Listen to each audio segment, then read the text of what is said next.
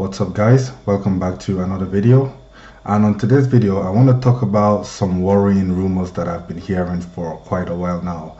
I want to discuss what the possible validity of the rumors are and what I think is going to happen and what's the best situation going forward. So the rumor, as you can see here, is that there is a 1.3.5 million bid for Vini.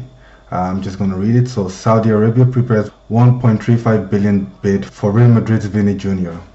So yeah, so by the looks of it, it looks like they're preparing to offer around $1 billion for Vini, which is his release clause, and on top of that, they're willing to offer him around 300 million per year in wages.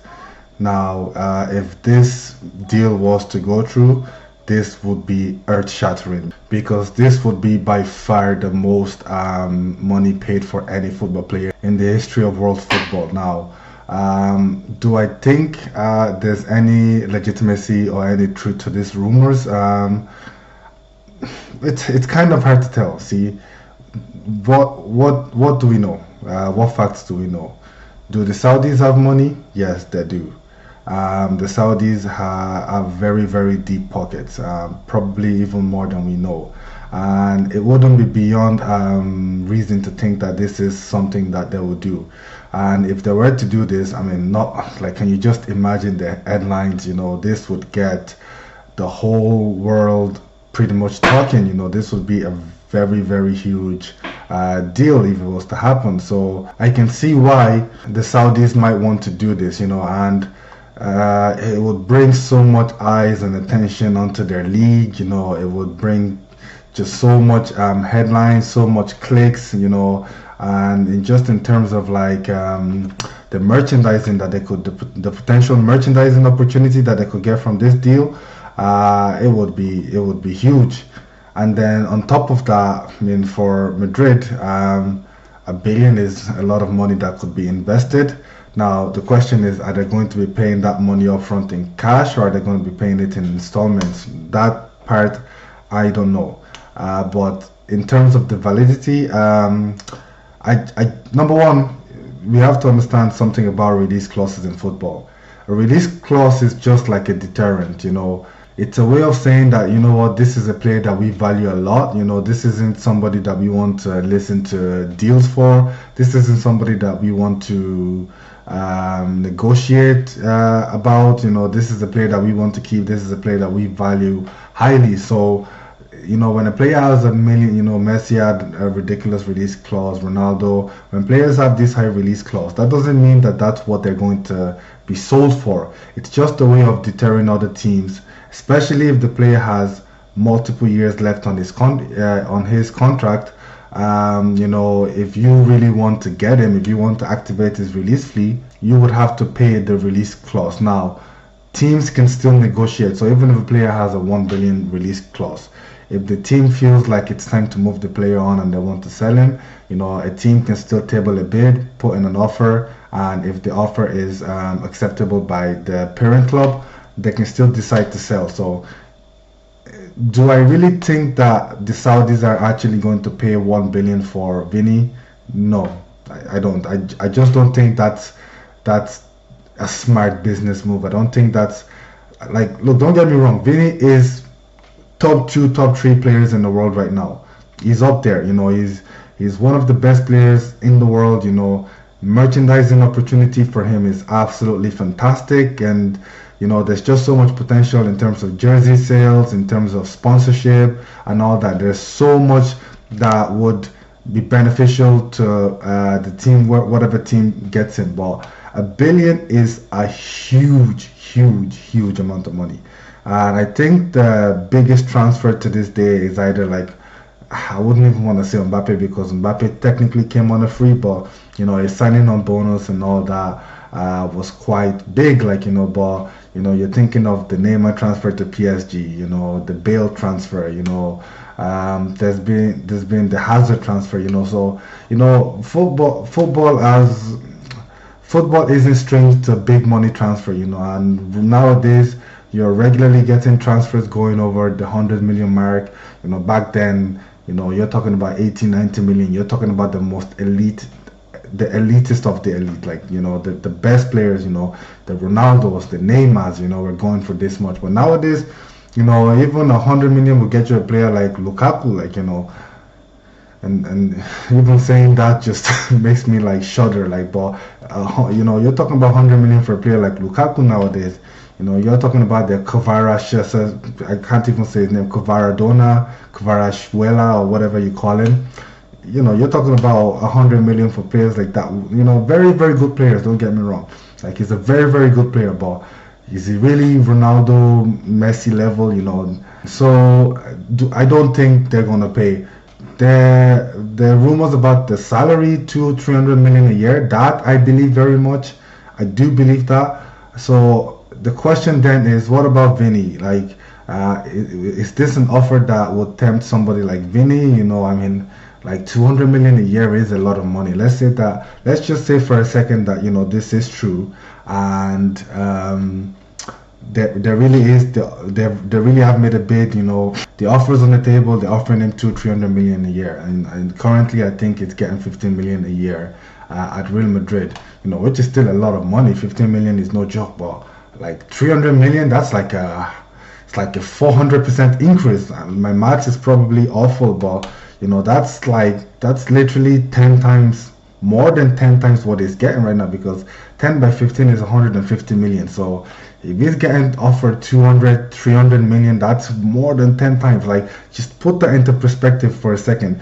Imagine you're working at a job right now, you're making 40k a year, and then the company comes to you and they tell you, we're going to pay you 300k a year to do basically less than you're doing. Because if he goes to the Saudi league, he's going to tear up that league. We all know he's going to tear up that league. Like, a player like him at his age, especially depending on if he goes to Al Hilal, which is like already the best team in the Saudi league, like a player like him at his age, like, he's going to tear up that league. He'll be banging in 60 plus goals a season.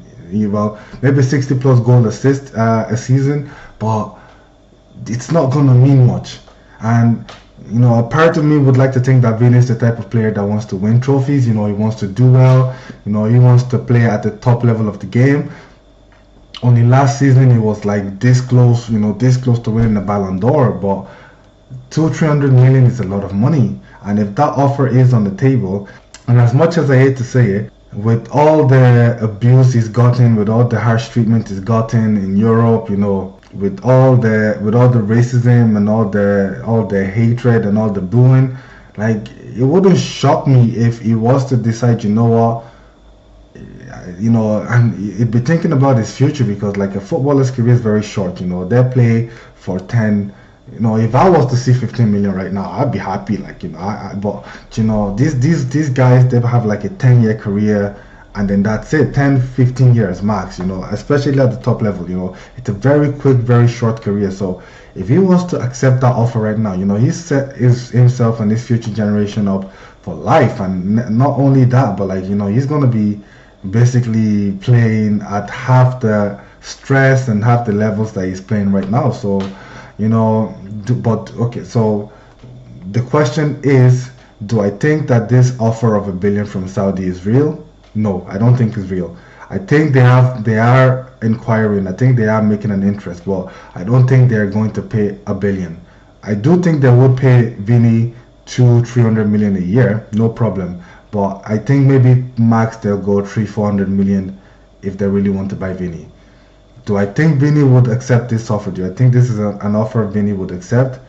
I don't think Vini would accept it yet. You know what? I'm just going to go out on the hill and say I don't think Vini would accept this offer yet.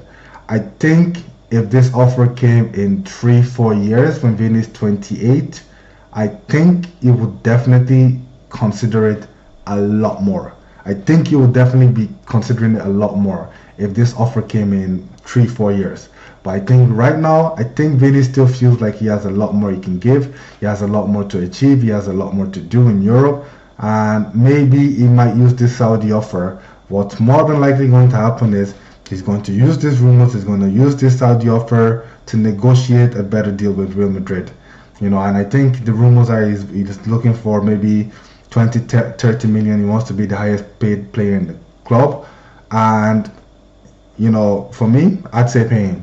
Like, he's absolutely invaluable to our team, and he's invaluable to the club. He brings a lot to the table, and he's not the kind of player I would say, okay, he's not giving anything back. Like, he's so good.